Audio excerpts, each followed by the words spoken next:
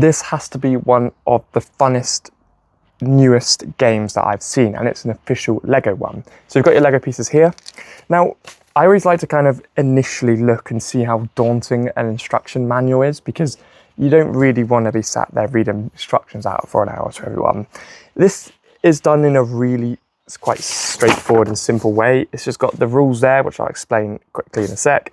And then you've got your challenge cards on the back, which is kind of the funnest part about this. So it's very simple.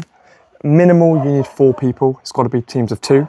So if I had a team, and let's just say a partner, and then I was versing someone else, they would also play the exact same way we do, but it flips round. So what happens is that you'd pick a card from here.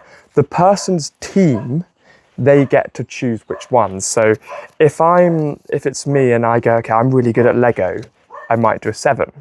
But maybe if I was with like someone a bit younger or maybe a little bit older who's not good at building, you'd want to go for a bit of an easy one, because you get all the way up to 8 and they get harder and harder.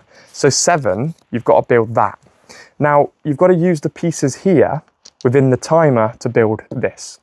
That is the premise of the game. It's very straightforward and it's very fun and very stressful because you don't get a lot of time. But each one of these you go down, they get easier and easier. So let me go through here.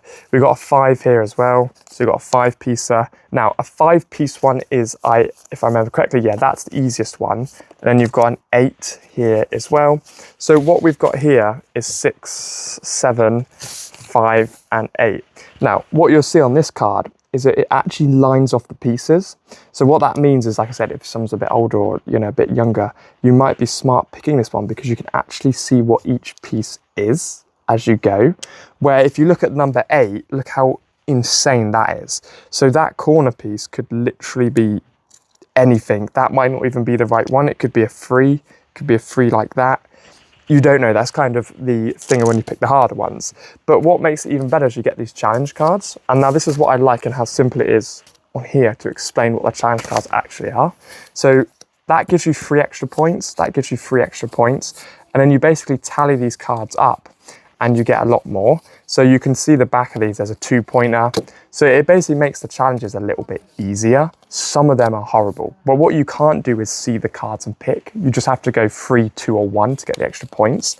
So you can imagine if you think you're really good, so it's my turn, I've picked 8, which means the opposing team also picks an 8.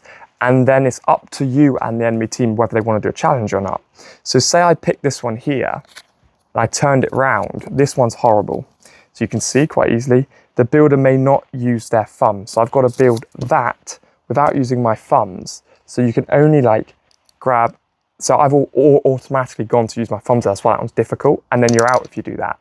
So you'd flip the timer and you'd have to try and construct that without using your thumbs. I'm struggling now and I'm not even playing the game, and then you've got to try and clip everything together. So let's ignore that one for now. So I'm gonna have to try and build this. And the good thing is that the builder who's building doesn't actually get to see the card, it goes to the other person.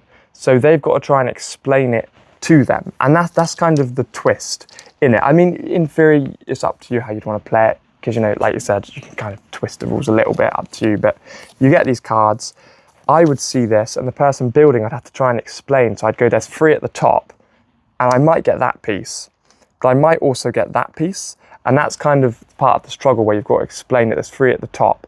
It's rectangle, it's straight, and you don't want to confuse it up. And that's why when you get one of these, if you're talking to someone, how do you explain any of these bits? That's part of the challenge, especially if they can only use one hand or, yeah. So there's lots of random ways and sort of things that change everything that's going on, but it's just a super straightforward game.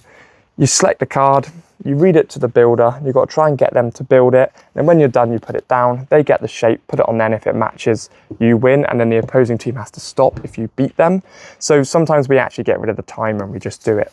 So whoever finishes first. But I mean, that's normally kind of the joy of these types of games where you can make your own rules and change it around a little bit. But the concept of the game is one person looks at that, tells the other person to build, and when they've got it, they put it down and match it up and see if they can beat the opponent, the opposite team.